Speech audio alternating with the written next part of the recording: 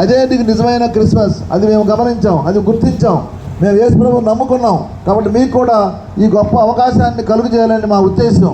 దేవుడు లోకమును ఎంతో ప్రేమించను కాగా ఆయన తన అద్వితీయ కుమారుడైన యేసు ప్రభువునందు విశ్వాసం ఉంచు ప్రతి వాడు నశింపకుండా నిత్యజీవం పొందాలని దేవుని యొక్క వాంఛ, ఆయన అభిలాష అది. కాబట్టి మిమ్మల్ని అందరినీ ప్రేమిస్తున్నాడు దేవుడు. లోకం అంతటినీ ప్రేమించాడు, ఒక క్రైస్తవులనే కాదు, మానవాళి మొత్తాన్ని ప్రేమించాడు.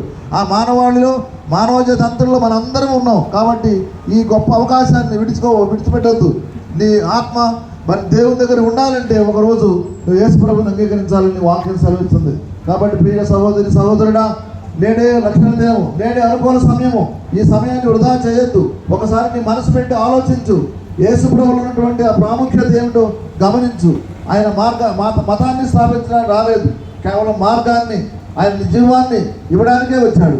కాబట్టి ప్రియమైన సహోదరి సహోదరుడా, ఈ విషయాన్ని గమనించి నీ జీవితాన్ని మార్చుకునే ప్రయత్నం చేయి. దేవుడు నేను దీవించుగాక. ఒకవేళ ఇంకా నువ్వు తెలుసుకోవాలనుకుంటే మా దగ్గర ఉన్నటువంటి సహోదరి సహోదరుల దగ్గర కరపత్రాలు ఉన్నాయి, చిన్న చిన్న పుస్తకాలు ఉన్నాయి, తీసుకొని చదువుకోవచ్చు. ఆదివారం, ప్రతి ఆదివారం బేదనీయ ప్రార్థనా మందిరం క్రిస్టియన్ కాలనీలో దేవుని యొక్క ఆరాధన జరుగుతుంది. అక్కడికి వచ్చినట్లయితే ఇంకా నువ్వు దేవుని గురించి విషయంగా తెలుసుకోగలవు. దేవుడి ముందు దీవించుగాక.